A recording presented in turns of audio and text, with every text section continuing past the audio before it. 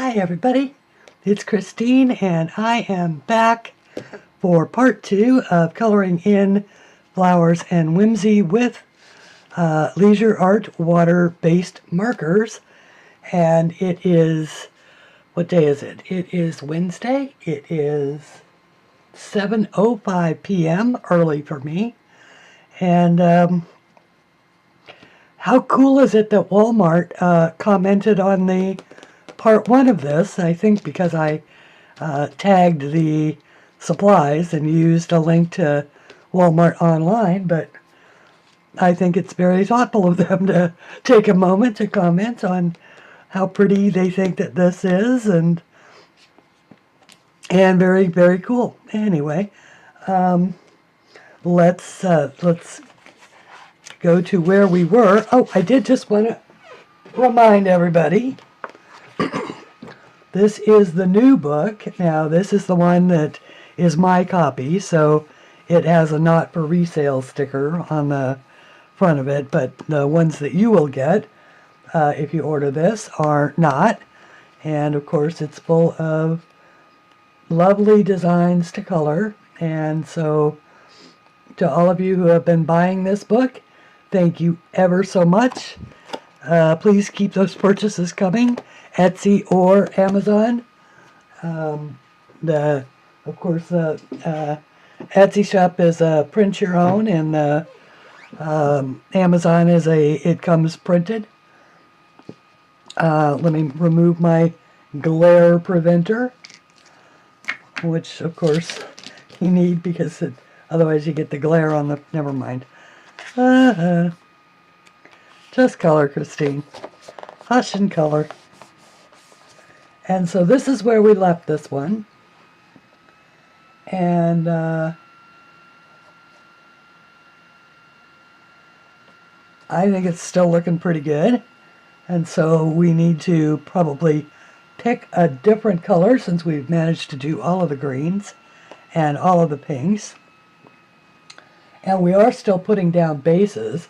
So I'm going to shock everybody, and I'm going to pick up this light gold orange and just color the heck out of stuff. But you need to believe me when I tell you that this will all come out in the end. It will look just fine. So let's go for it.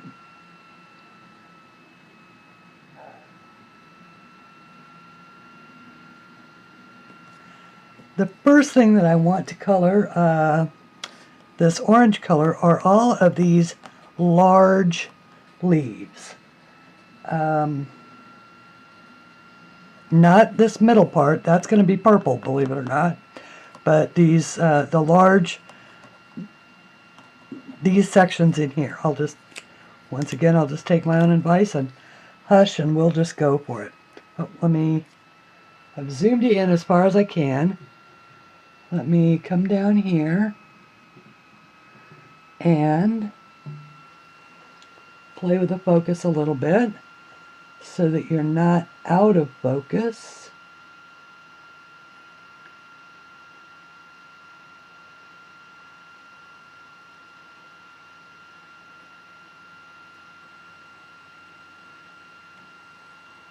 Is that pretty good? I think that looks pretty good. At least it looks pretty good on my screen. Oh, leave it to me to choose the wrong button here. Hang on. Close that. We're done with that. Restore control to the operator, please. And thank you. Thank you for being in your seats. Okay. Yeah, I was tickled when I got a notice that said that Walmart had commented. I went, wow, that's pretty cool. Of course, I was so excited the other day. May Brox over at May Brox channel had showed us a new book by Nathaniel Wake called Handsome Hunks. Ooh. And of course, it is just exactly that. It is a coloring book for ladies or gentlemen, whatever their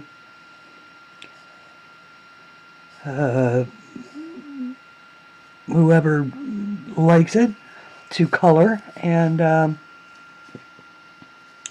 it is full of hot guys. Firemen and musicians and bikers and Vikings and centurions and all kinds of people. At any rate, I had gone over to his to Nathaniel Wake's YouTube channel to see a flip through of the book that he made. His video production is so good, and he subscribed to my channel. I thought that was very nice. I subscribed to his too.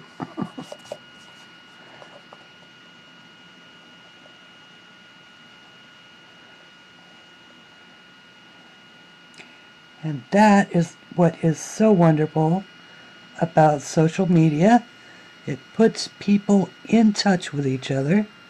Once again, for those of you who may just be joining us, I am using a set of 60 colors of the CLAldridgeArt double-ended.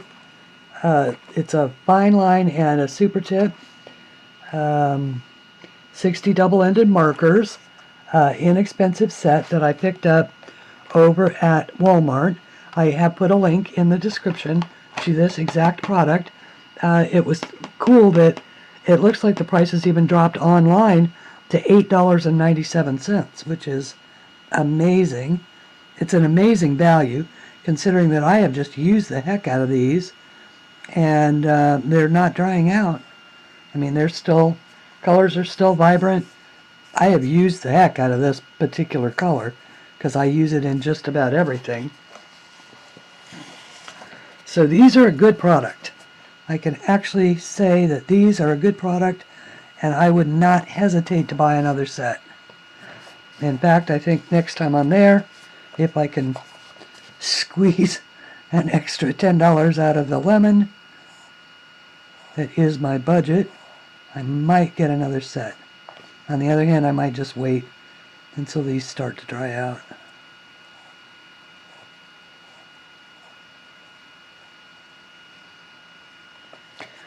Okay, and once again, I'm using the same technique that I did before, just a single stroke, one direction, so I don't cause the paper to pill. Because anytime you're using a water medium of any kind on paper that isn't specifically designed for it, it doesn't matter if it's Create Space or Creative Haven or any of the Dover books, anything like that. Water is just technically not, or paper is just technically not supposed to get wet unless it's specifically been formulated to be watercolor paper, which is most often made out of cotton. Good watercolor paper is made out of cotton, so it's actually a fabric. It's a paper, but it's a paper made of cotton. So it's very absorbent. So how's everybody today? I barely got that word out, didn't I? Today. How is everybody today? Do I have any weird shadows going on? I probably do. I got a cord hanging up here that every once in a while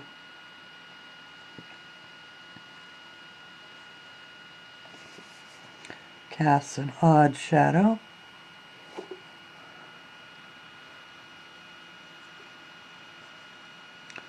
Just trying to stay in the light so you guys can see.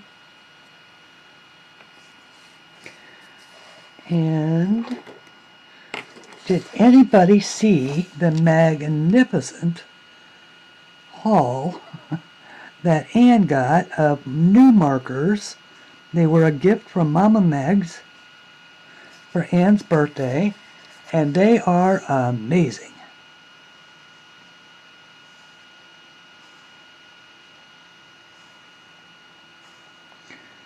All kinds of goodies for Anne to play with, and she's even got water-based markers. Yay! Which she is going to learn to use, and so we'll get a chance to watch her color with those. And I'm looking forward to that. Okay, so now I know I want, okay, now I've got my orange center and my orange outer, and I also want the outer rings of these goodies here to be this, it's not really orange, it's more of a golden yellow when it's dry. So we'll use that.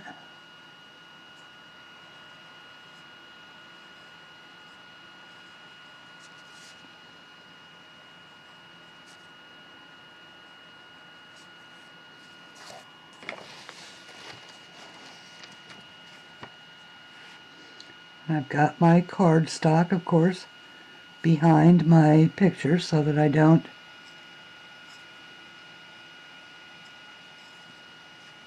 ruin the underneath one.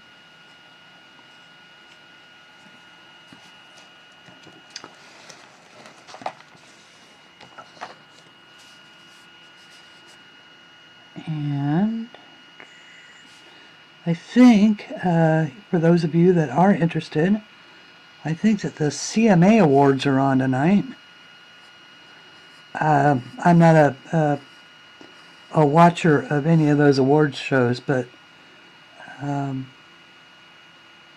just happened to remember it. So there's your reminder, your official reminder. CMA is on tonight. Although I have to say, it does seem like there's an award show for country music about every 2 weeks.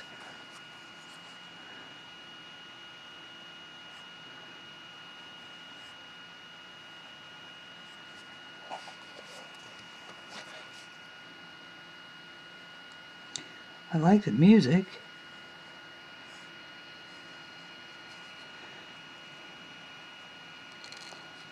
Okay.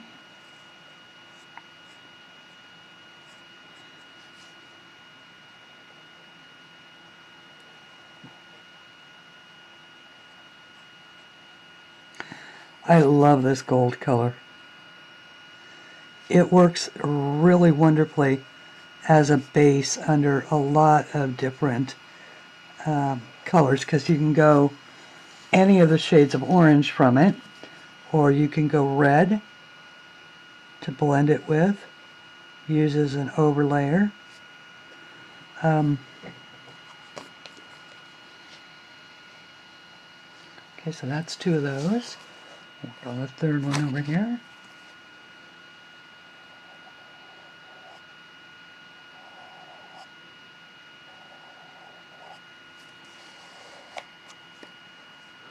I listened to my feedback, or not feedback, but playback on the other one, and I hope that that I did not offend anybody with anything that I may have said. I did go ahead and leave it uncut.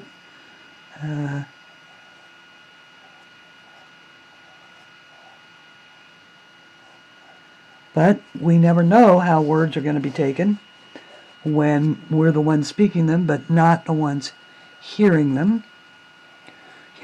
What is that phrase that they say? I'm not sure that you understand that what you heard is not what I said.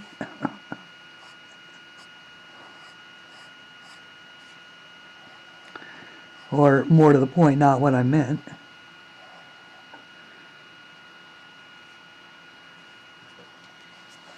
Okay, and one more of the, oh, that's an awful angle.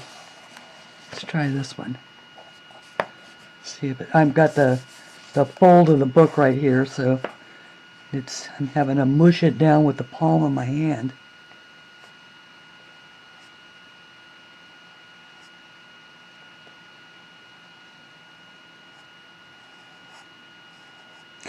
I had a feeling that the new book was going to do well because it really is the most, when I got done putting it together, it is just the most beautiful thing I've drawn. And it isn't that I'm tooting my own horn with that. It's just that I like what I draw. I really like it. And otherwise I wouldn't bother. And so the designs that I make are fun for me as I'm working them out on the page and you know, slowly bringing my personal vision of what it's supposed to look like to life.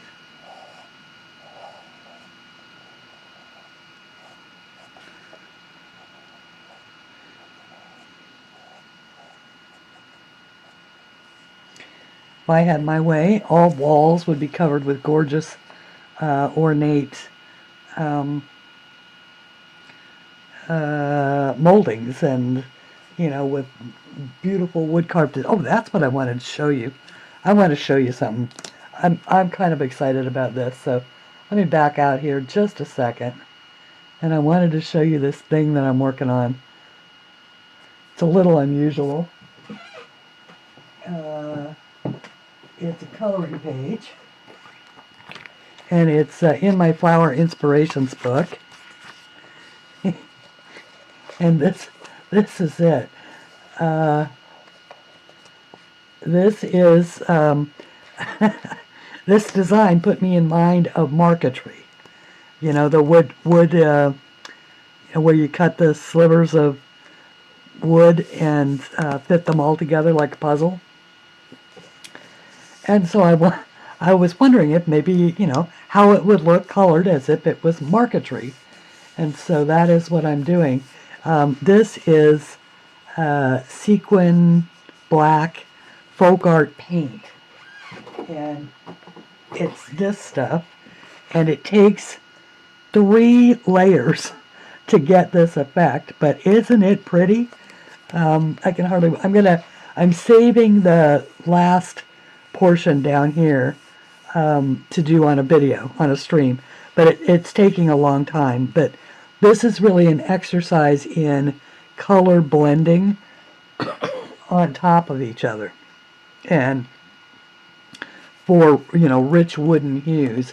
And I'm trying to, I'm using the deli oil pencils on this. And I just think it's gorgeous. So stay tuned, you'll see more of this one.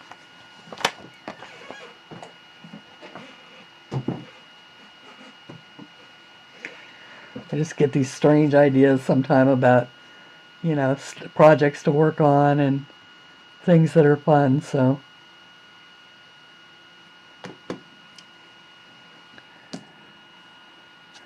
Okay, oh, wow. Bye, Joe. Wait a second. I'll zoom back out. I think I might have...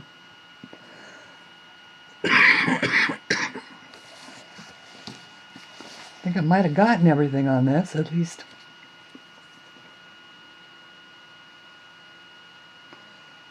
Everything I want to go with this go.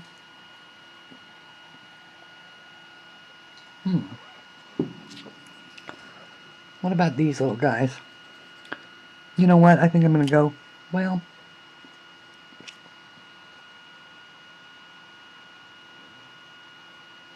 Yeah, I think I am going to make them orange too.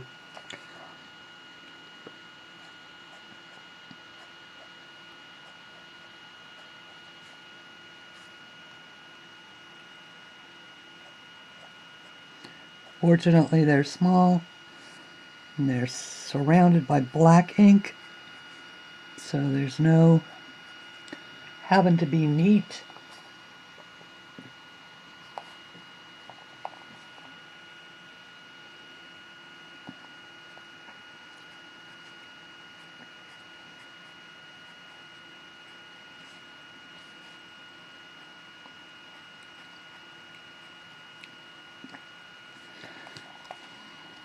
Okay.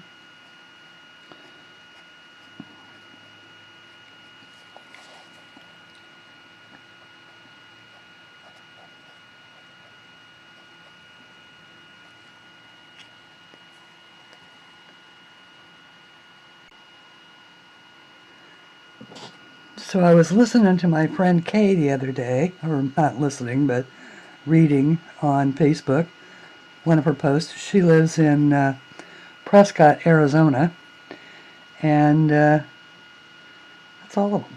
Yay. And so she was talking about apparently they have a weather bear, and they call him Weather Bear, and it's obviously a large bear that, I don't know if it's a male or a female.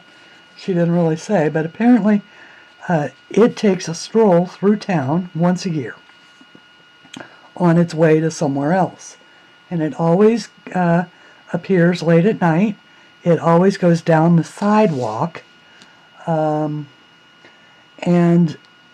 it's always seen. I mean, its passing is always noted by somebody, at any rate. So apparently Weather Bear was out the other night, and they use him as a predictor of when the first freeze is going to be, and they know that if they see Weather Bear, that the freeze is going to happen within the next 7 days. And so this was 3 days ago that they saw Weather Bear, and sure enough, this morning, to spite the weather forecasters all calling for mild weather, it snowed. Temperature dropped a ton, and it actually snowed. So another score for Weather Bear. Apparently this bear does make a trip back, and they know that once they see Weather Bear headed back to wherever that it goes in the summertime, or for the not cold part of the year, they know that there'll be no more freezes, and so they can plant their seeds and their gardens without danger of freezing. I just think that's funny. Once again, Mother Nature, and all people have to do is pay attention,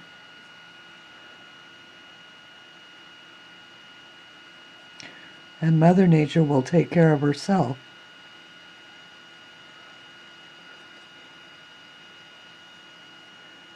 She's trying to tell you the snow is coming.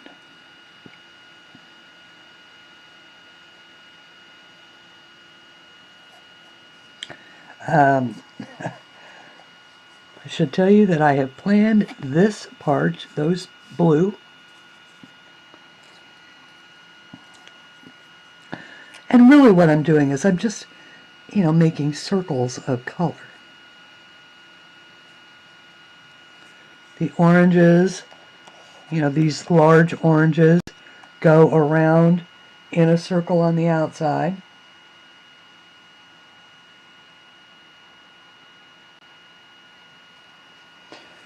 The pinks, so it's, the pinks all make a circle, the oranges all make a circle. They make a second circle in here, a third circle in here. And so this will be, we'll color these, this pretty blue color.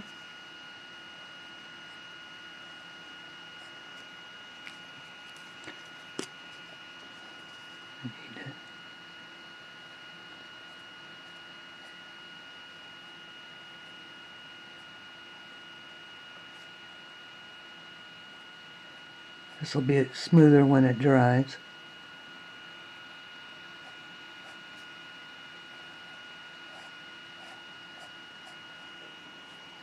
And also these.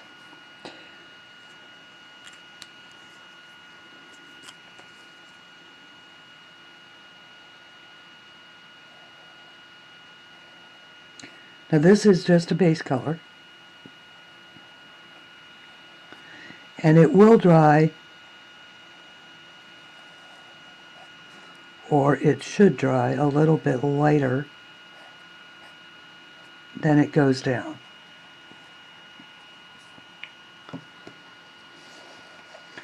But the bottom line is that this set just simply does not have a good light blue in it. Now you could, of course, find a set of markers that, or use a blue from a different set if you happen to have a different set. I just don't, so I'm going to color with what I've got. And you can always do that. If you need a color that you don't have, and you have something else, like a colored pencil or an alcohol marker, or even watercolors or Inktense. If you don't have a color that you really want to use in your color scheme, look at your other supplies. See if you have a color there that you can use. There's no reason why anything has to be colored from start to finish with exactly the same tools. Mix your medias up.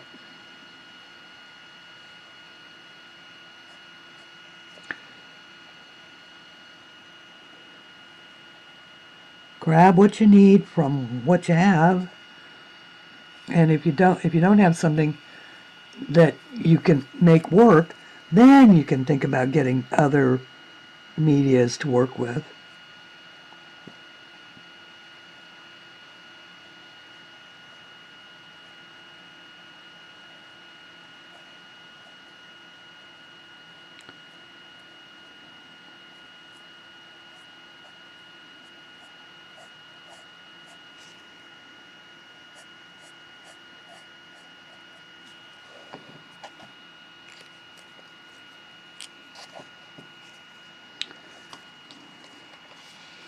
I think sometimes we concentrate so hard on the result that we forget to have fun with our with our hobby.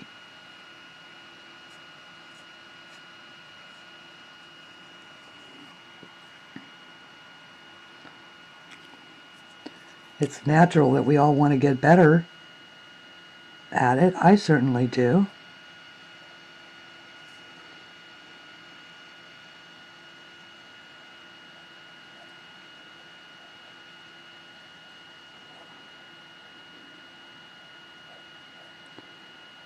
But getting better at it is hopefully a result of practicing and not an end goal. I'm not doing it to get better at it. I'm doing it to have fun. I'm doing it because it's relaxing and I enjoy it. Hopefully you do too. Oops. It really is a fun hobby.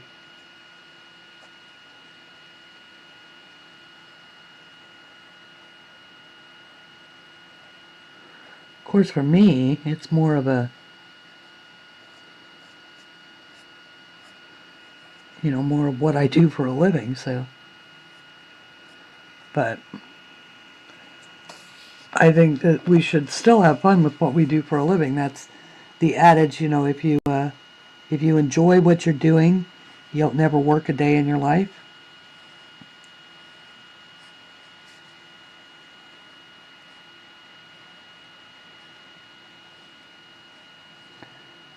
And I enjoy coloring. I enjoy it a lot.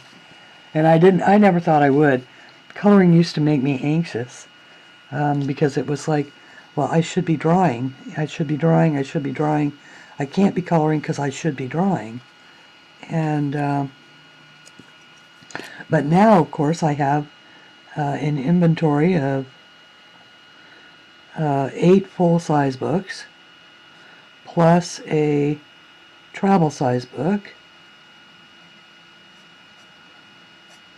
And there will be one more travel-size book.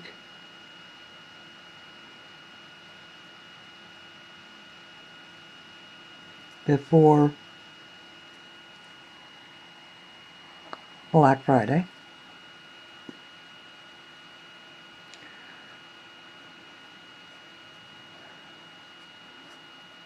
I finished all the videos and everything that I needed to do for Susan Curry's book today.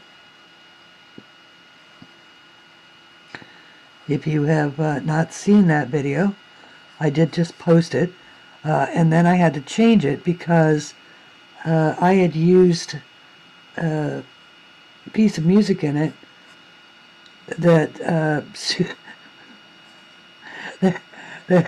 that Sue didn't like. I used Amazing Grace, and it's beautiful, but Amazing Grace is primarily played, or most traditionally played at funerals, and so the book is beautifully drawn and inspired by old songs of praise.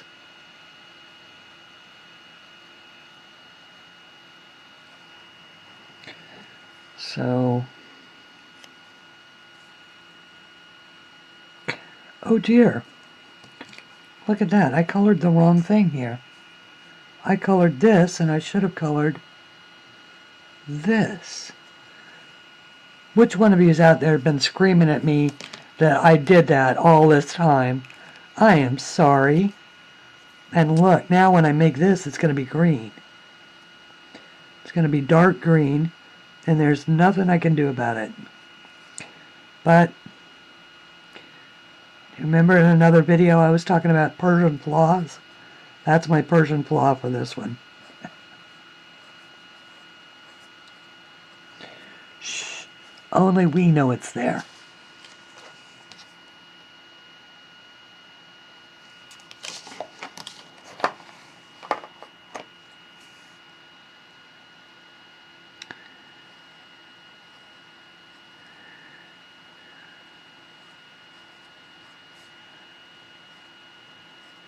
So after I was talking about Christmas and stuff like that in my last video, of course that made me sort of think about all of the, the cool Christmases. Now, I grew, for all intents and purposes, I grew up as an only child, of course, because of my sisters being so far away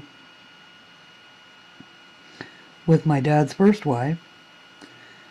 And as any of you that are only children from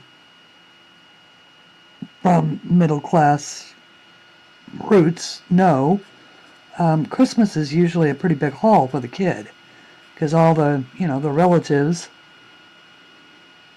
who don't have a ton of grandkids or whatever to buy for all have a tendency to overwhelm that one child. And that, of course, was always the case with me at Christmas. But as I got older, and especially after my mother passed away, I would always go to my dad's for Christmas. And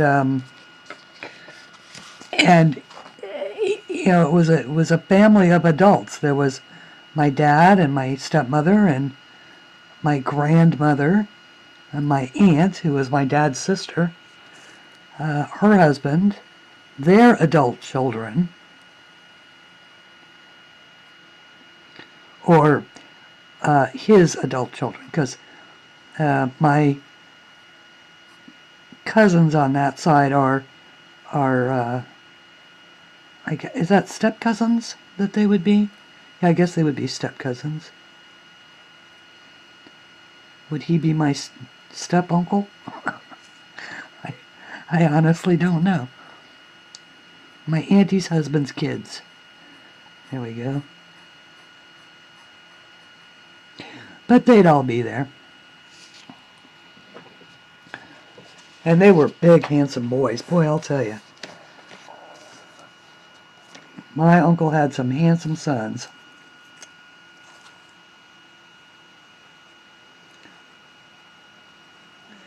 And as a little girl, of course, I had a crush on all of them. And I'd be so disappointed when the next one would get married, you know, whoever the next one was.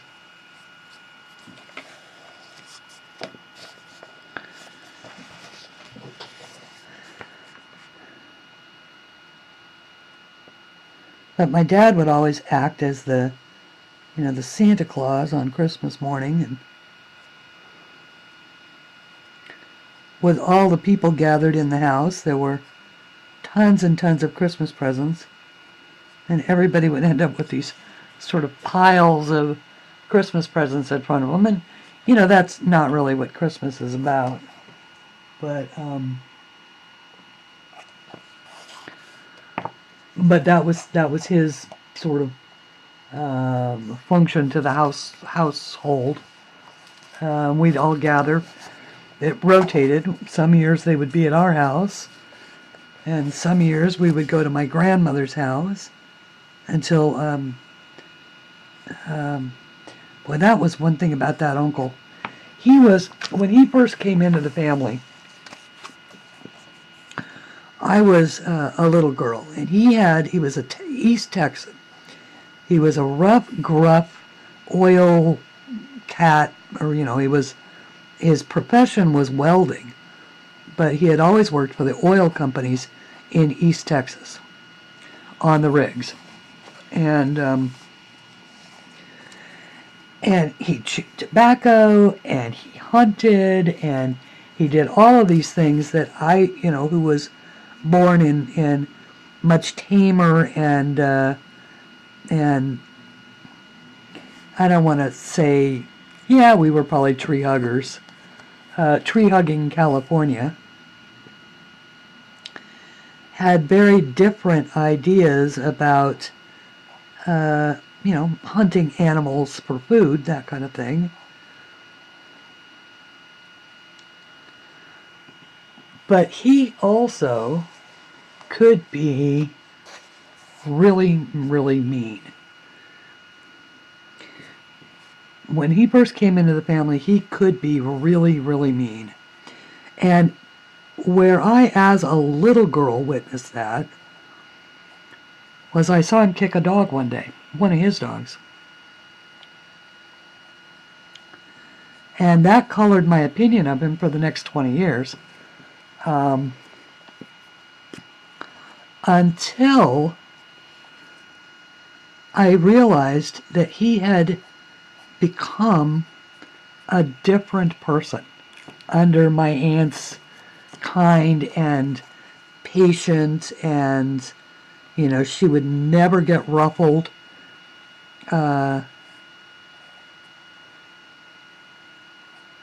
Whatever she was doing was so subtle that he didn't even notice it happening.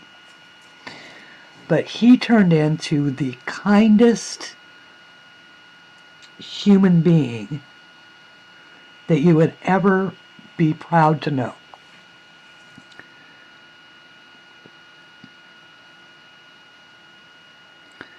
And redeemed himself with me, especially after my own father passed away. And he just sort of decided that that was going to be his role, to watch out for me. So that's what he did.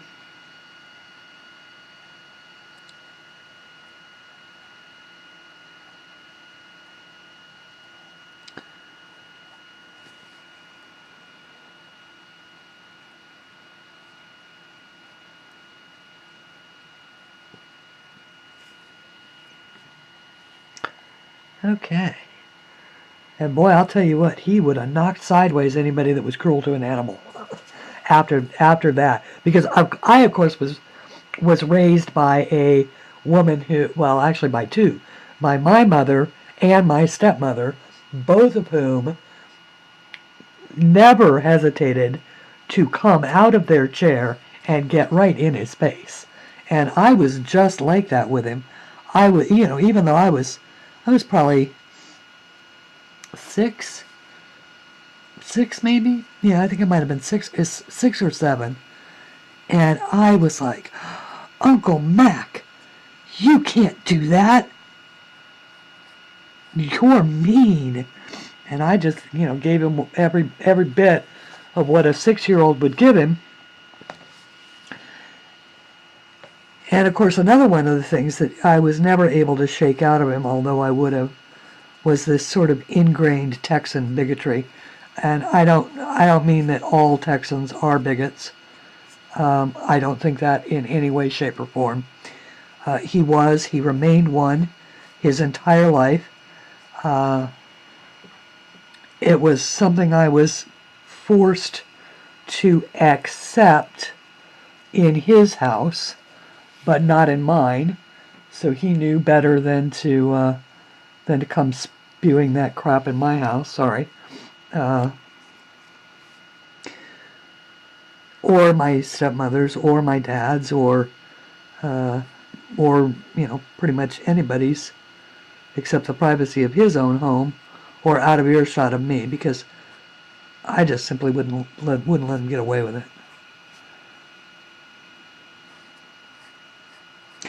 But it does bring to mind that everybody has good qualities and bad qualities. Nobody is a saint, and nobody, even the worst, are not complete sinners. They all have some sort of redeeming trait. You want to call it maybe a human trait that you can, in fact, get in touch with. Doesn't mean that they'll change, but, the things that you don't like about them, but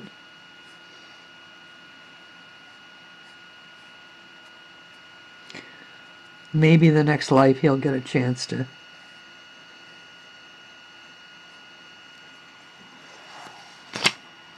figure out there's just no place for that kind of behavior.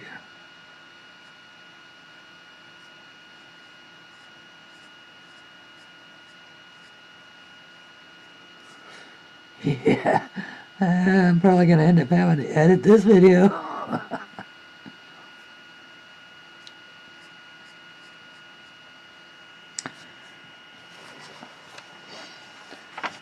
And I do have, I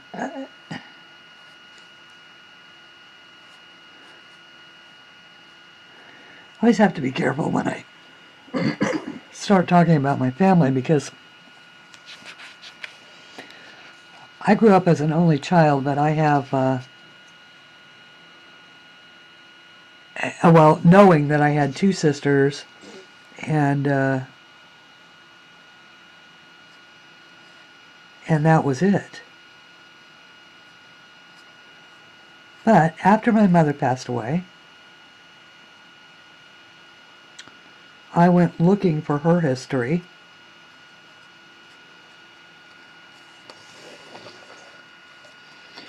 and I found it.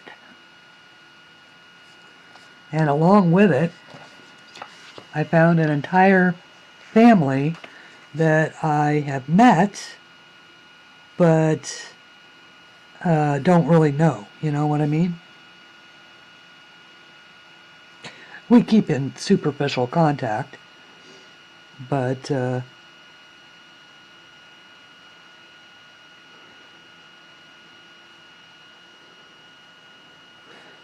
does, it does, there is a lot to be said for, like, I think one of the reasons why my sisters and I were never close, not from, childhood to today, although one of them is now gone, the other one is alive, but we didn't grow up under the same roof.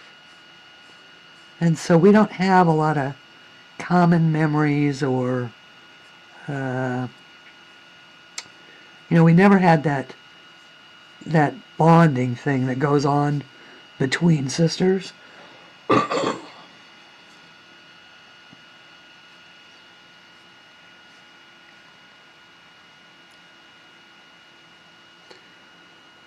So,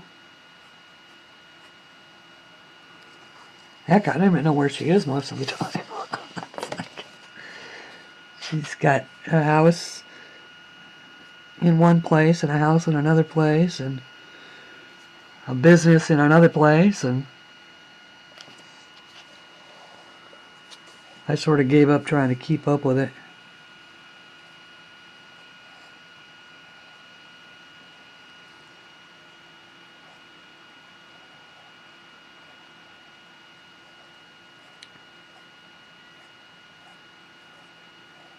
Okay.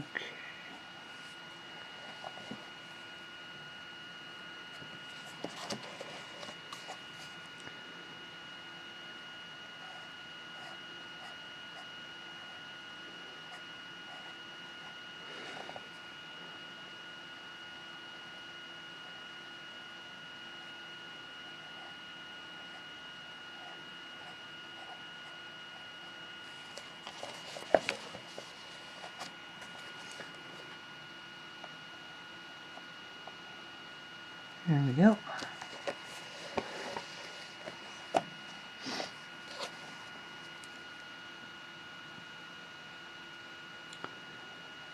Flute.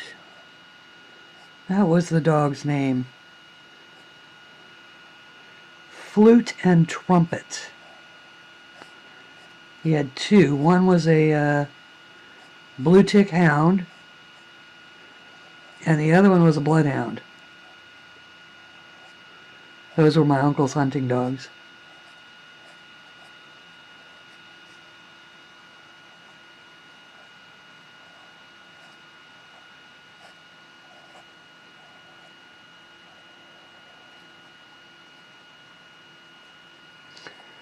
All right.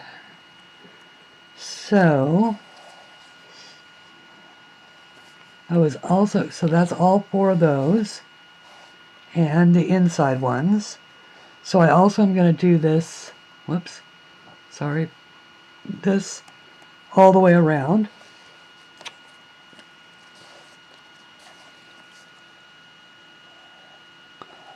And these are only the base coats. What are we doing?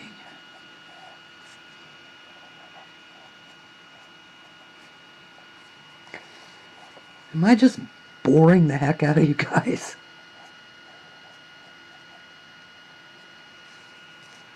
If I am, please feel free to say so. Say, Christine, we don't want to hear about that stuff.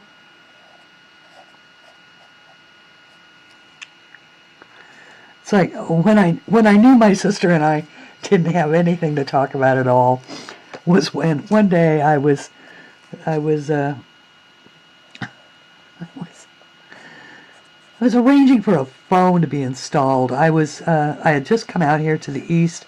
I didn't yet have a house. I didn't really know where I wanted to live. I didn't want to, I didn't know if I was going to stay in Washington, D.C. or if I was going to, try and move to somewhere close by. I originally came out here, of course, to be from Nevada, to be close to my family. And of course that that was sort of misguided on my part. But we live and we learn. But at any rate, so she did let me stay in her house because she was gone.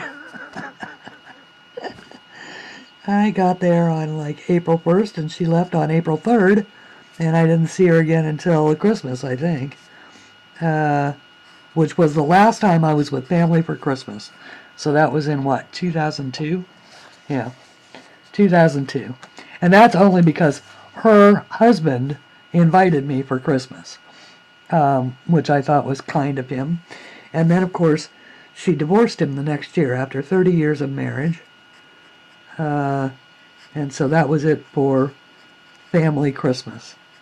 The nephews all end up usually going to their in-laws. So that's why, I never see them. But that being neither here nor there,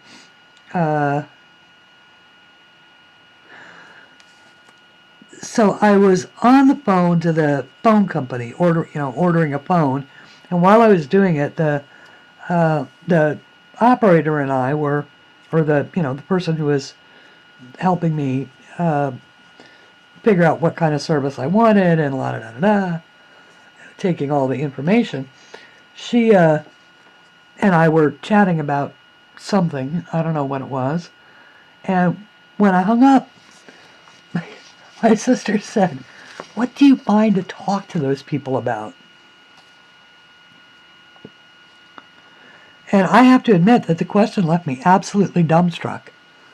I said, well, I don't know, the state of being human. Um, the fact that everybody in the world has feelings about things, and that we connect by talking to each other. It totally floored me, but it told me a lot. It told me a lot about about the kind of I called her a snob and she cried. She says, "I'm not a snob." Yes, honey, you are. You are a snob, but I love you anyway. Okay. Oh, we get to pick another color. How about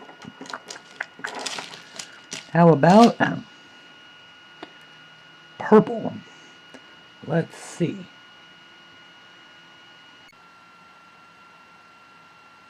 You know what? Wait, there's one more thing I want blue. You guys are going to think I'm crazy, but I'm going to color these here blue, because as I'm looking at this, I want it to have like a tie-in of the blue all the way up to this, so that it looks like it's kind of one, not one piece, but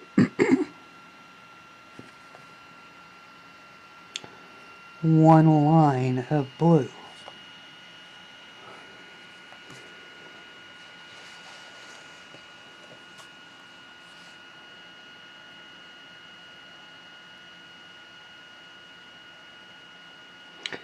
It's a cohesion thing for me. Okay, and one more. Oops. Let's see. Turn it a little bit. I'll zoom you back in here in just a second.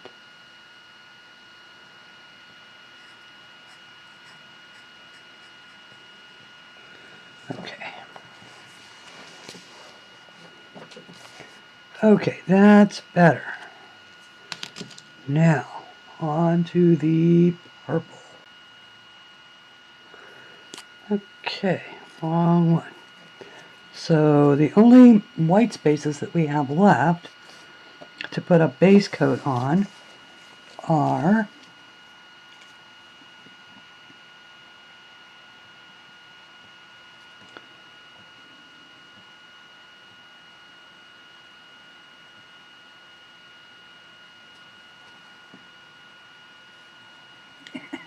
that doesn't work, Christine. You have to move the book, not the image on the screen. Okay.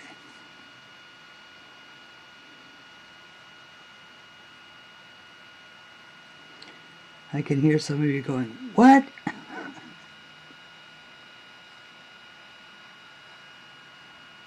What is she doing? Trust the artist.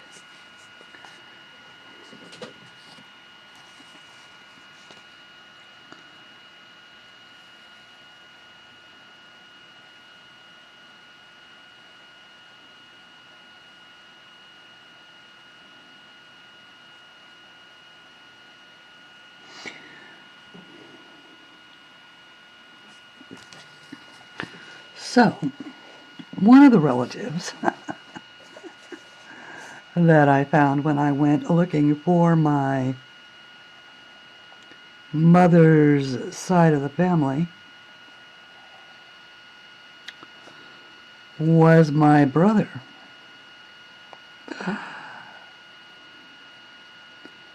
Yes. Make that sound. I was shocked too. At first I was shocked, and then I was angry, because there was nothing I wanted more when I was growing up than a big brother. Nothing. I had sisters that lived out of the, in another state. I wanted a big brother because I was bullied all the time. I was red-haired. I was smart. I had no social skills at all. As far as, outside of, I had no interacting with children social skills. I had, all of my social skills were adult social skills, because that's all I had to, those were the people that I had in my house were adults. So I was always stuffy. I was always a role player. I was never one of the gang. And let me tell you what, kids are cruel to other kids with red hair, and every single one of those girls and boys, of course you learn later in life that they say things like, I'd rather be red than dead, and then they all dye their hair artificial red colors when they're, teenagers. So, at any rate, I wanted a big brother. And so to find out that I'd had one all those years and didn't know about it, it's a good thing that it's a good thing that the people that, well, by the time that I was 26 by the time I found out about it. And by then, of course, it was way too late. All the people who knew the essences of the secret were all gone, or for understandable reasons keeping their mouths shut. I say understandable now. Neither he nor I understood them at all.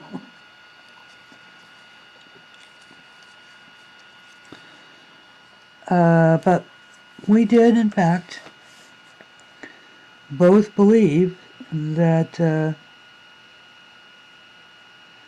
we shared a mother.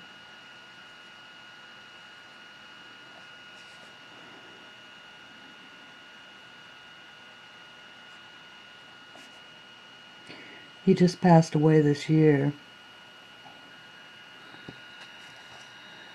And I had said yesterday that I didn't have any, that my nephews hadn't gone in the service, and that's true on my father's side. None of the relatives did, except for him. But on my brother's side, all three of his kids served. All three. 2 in the Coast Guard, 1 in the Navy, I believe. And, no, 1 in the Coast Guard, 1 in the Navy, 1 in the Air Force. And so that is very cool as far as I'm concerned. My brother was in the Air Force as well.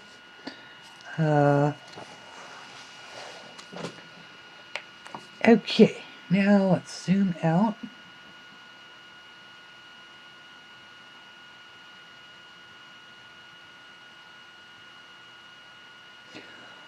All right, so this is our base coat. This is where we are right now. Now, there is going to be the finish. And so I'm going to do this in 3 parts. I'm going to stop right here. We'll do a finish the next time, adding a secondary layer of different colors to make all of these different particular pieces stand out. And go from there, and until we meet again, color something pretty. Thank you.